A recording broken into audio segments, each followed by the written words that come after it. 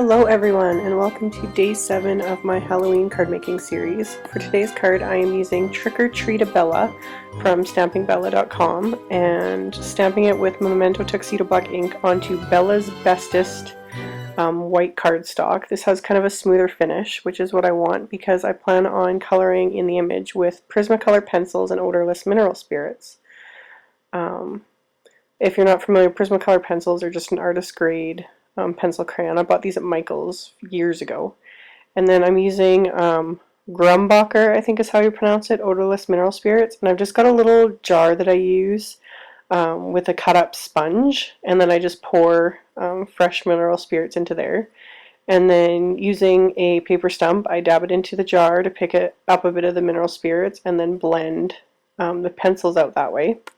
So I started with just a light peach pencil for the skin, and then I added actually a tiny bit of sienna brown just to give it a little bit of shading, and blended that together. And then I add just a little bit of pink to her cheeks and blend that with the same paper stump.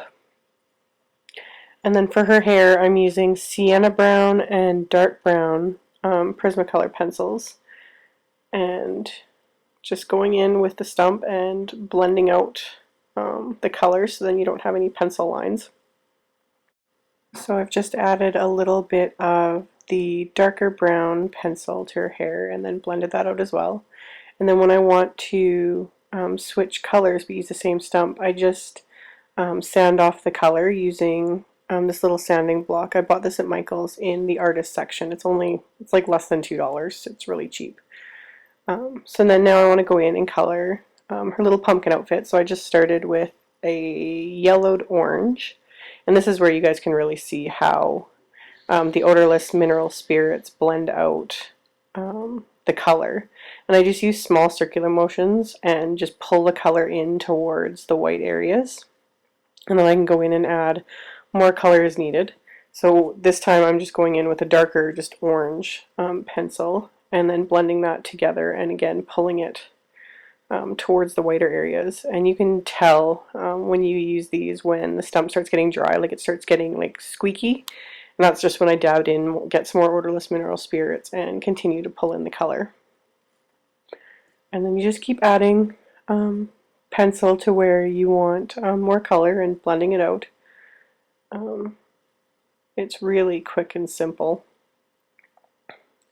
And the nice thing about using cardstock like this, a smoother cardstock, is you can do quite a bit of blending. I have yet to have any troubles with like the cardstock pilling or getting rough, if you know what I mean.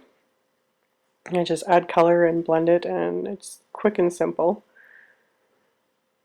So now that I've got her little costume all colored, I'll just color her little pail just with the darker orange, just to make it a little bit different from her actual costume so that they're not the exact same color.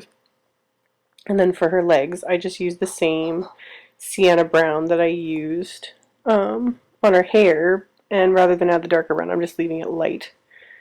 And then for the boots, I am going in with black and using a very small amount, and then I'm using a really fine paper stump, just a really tiny one, because these boots are like absolutely tiny and I don't want to smear black everywhere.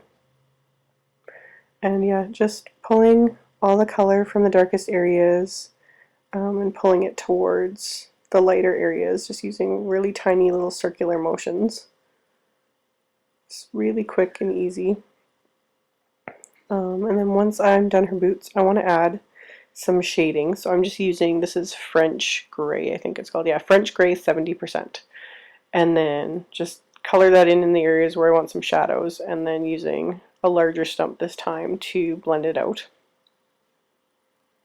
And I don't worry too much about picking up some of the color from the actual image, because that is possible, but with this color shade of gray, it's, I don't know, it just kind of works. Even though I pulled out a little bit of the orange and whatnot, it isn't really noticeable at all, and it just kind of works with the image.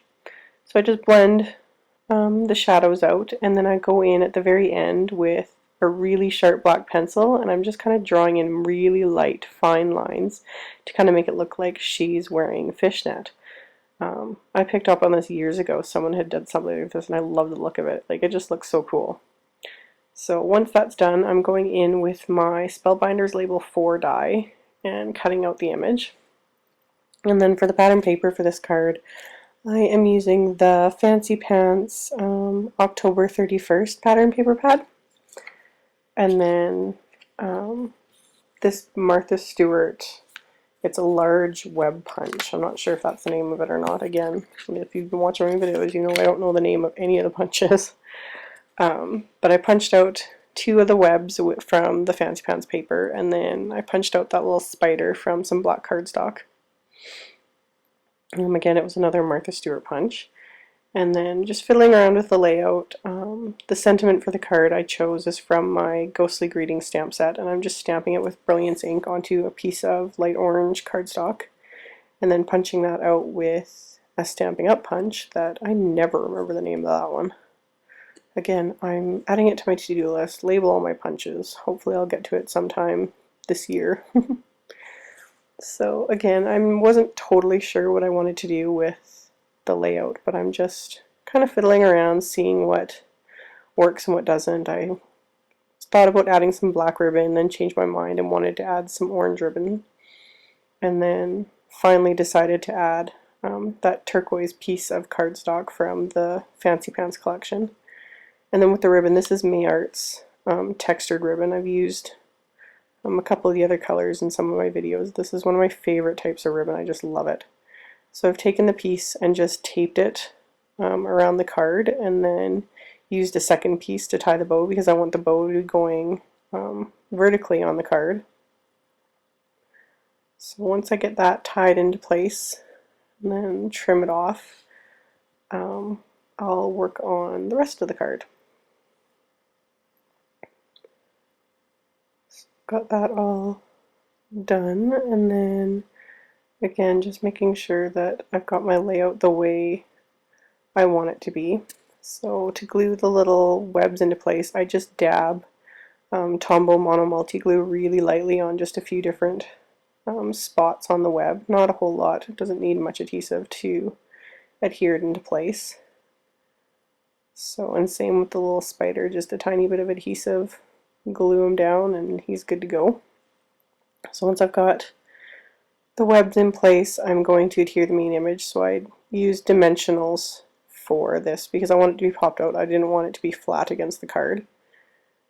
I just made sure I had enough, peeled off the backs, and stuck him into place. And then once I've got the main image, I'm going to add my sentiment, and that one I'm just going to glue down with the Tombow Mono Multi again. So yeah, that's just about done the card front. I wanted to add a few brads to it just to finish it off. And again, this little piercing template is from Stampin' Up. And then I just use scissors to pierce the holes because then it gives you a wider hole, which makes it way easier for the brads to be pushed through. And then my WeRMemory Keepers brad setter. This I get asked a lot of questions. I bought this from stampingbella.com. I'll post a link in the description box for that one since I've been getting so many questions about it. And I did do a review video on it on my channel. So once I've got the adhesive on the back of the card front, I adhere that to the card base itself. And then when I was done that, I decided I wanted to add a bit of bling. So I'm using, this is Orange Peel Stickles. And I'm just lightly dotting it on. If you want Stickles to dry really quickly, this is the best way to do it. When you use really small amounts like this and just lightly dab it, there's not too much there, so it dries way quicker, like maybe 15-20 minutes. And then I did the same with the spider, but you guys couldn't see what I was doing. It was just black on black, so you'll see it in the picture at the end. And then now I'm just working on the inside of the card, and I want to use the CC Designs spider chain die, and you can see I'm just wiggling after I ran it through my Cuttlebug. You just need to wiggle the cardstock a bit because the die is so finely detailed, like all these little spider legs. So if you kind of wiggle the cardstock, it's the easiest way to punch the little guys through the cardstock. And then just adhering everything in place. And then to adhere the these spiders, I just dab glue onto the center of each little body and press that down. I find that's kind of the best way to work with it. And I just love the look of it. Like, it's so cool. But yeah, once I've got the center or the inside of the card all done and adhered, that's all there is to it. So thank you guys so much for watching. I hope you guys have been enjoying my videos so far, and I'll see you guys in the next video. Bye!